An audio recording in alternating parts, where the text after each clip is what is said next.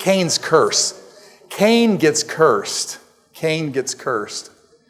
And what happens with the curse of Cain? Curse of Cain is that he is to wander. He is condemned to be a wanderer. He goes to place. That's part of his curse. Cain is going to be what for the rest of his life? A wanderer, which means he's going to be what, pretty much? Alone. Are we back to that aloneness theme? Is aloneness one of the worst things in the world? I say that because, to be honest with you, a lot of my life has been alone kind of thing. It's the devastation of realizing that you are alone in the universe have been some of the most depressing times of my life.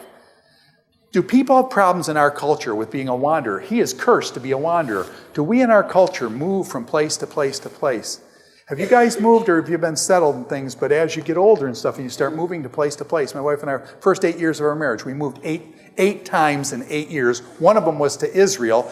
The other one was back to Tennessee, Bristol, Tennessee. And I love the place down in Lar. But anyways, but what I'm saying is we moved 8 times and stuff. After a while, you move and you move and you move and you move and you move and you move. Isn't it great to travel? It's great to travel. Have any of you traveled to the point where you get tired of the travel and you just want to be home? Do you know what home is? Is home different? My wife and I really struggle with this. We've talked about it too and stuff. Where is home for us now? Where is home? It's almost like our roots have been cut off. And it's like, where is home? It's just kind of like it's where you are. Because why? We say it's where we are because we have no roots. So I just want you to think about that. I don't know what to do with all this stuff. I still struggle with this myself. Where is this, that you get a sense of home, a feeling, a place that you belong, and you put down roots there. And things like that. Now, I know our culture is all with wandering, but what I'm saying is that wandering, be careful. You can wander all your life, and then at the end, And so just be careful. Cain was cursed with this wandering stuff. Wandering's okay. I love exploring things in new places and stuff, but you don't be careful you don't lose that sense of home, that sense of rootedness, a place where you feel that you belong. And so this wanderer, he becomes a wanderer, and then it says here in chapter 4, it says, Cain went out from the presence of the Lord. Cain went out from the presence of the Lord. So what you get is Cain moving to what? With God forever? Or you got Cain what? Moving away from God. And this hiding from God, this moving away. God, he went out from the presence of the Lord.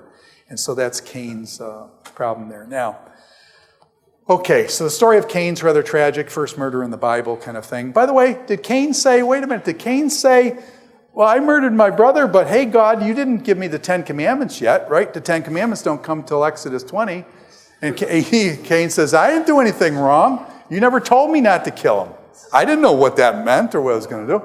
Question, did Cain know the law of God written on his heart? And okay, do human beings have consciences? And God says that the law of God is written on his heart. Okay, he knew that was wrong, and obviously the way he responded, he knew it was wrong and stuff. So you got to work with that some too, in terms of the revelation of God over a period of history. Now, here's another one, the flood. Okay, the flood. I want to just kind of introduce this. And you got the flood. The sons of God married the daughters of men. This is Genesis chapter 6. And let's see what we got here. Genesis chapter 6. Who are the sons of God? It says, now when men began to increase in number on the earth, the daughters were born to them. The sons of God saw the daughters of men were beautiful, and they married any of them they chose. Then God said, my spirit will not contend with man forever, for he is mortal. His days will be 120. So he's limiting it down. They were like 900. Now he's going to limit it down and stuff. And then later it says God was grieved over this, the sons of God marrying the daughters of men. So who are these sons of God and these daughters of men? Now I want to suggest 3 solutions to this, and I want to tell you that I've taught, at one point in my life, I believed each one of these. So what I'm going to tell you is, I'm not sure that the answer is like this, okay? What I'm saying is that these answers are possible answers and things. And so why did God get so angry at these sons of God marrying these daughters of men? And then why did they have kids that were Nephilim, that were giants, Gibborim, big guys, okay? Why did they have children that were so like special like that and stuff? And then, by the way,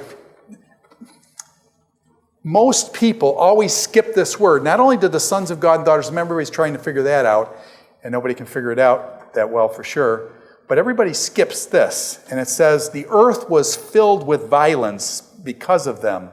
I am surely going to destroy the earth. God says, he not only because the sons of God, but because the earth was full of violence.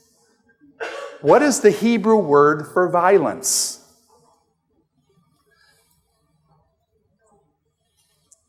Now, when you say that, it's a hard H, so it's Hamas. Now, don't say that because you don't want to spit on anybody, but it's Hamas, okay? Hamas.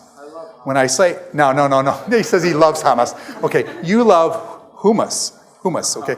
Hummus, okay? Do you guys do hummus? Don't do hummus. Hummus in America is terrible. When you get over to Israel, you will eat the real stuff. It's like having a Philadelphia cheesesteak outside of Philadelphia. It's just not the same, okay? Seriously.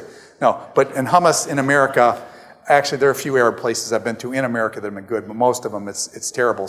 When you get it in Israel, Jerusalem, I could take you to the place, the force station across from the force station of Christ that he drops across there. It's the best hummus in like the world. Okay. The other thing you got to eat is baklava sometime. But anyways, okay. But hummus. By the way, wait, let's get off that food stuff. Okay. Hummus. Okay. Hummus. Why do you guys know what that Hebrew word means? Because you've heard what? Have you ever heard of that?